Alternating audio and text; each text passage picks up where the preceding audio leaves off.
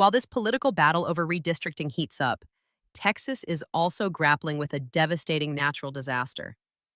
Deadly floods have left families grieving and communities struggling to rebuild. Critics say the timing couldn't be worse, arguing that lawmakers should focus on relief efforts instead of redrawing political maps. Some Texas representatives have openly condemned the rush to prioritize power over people, calling out Governor Greg Abbott for pushing the redistricting agenda during a crisis.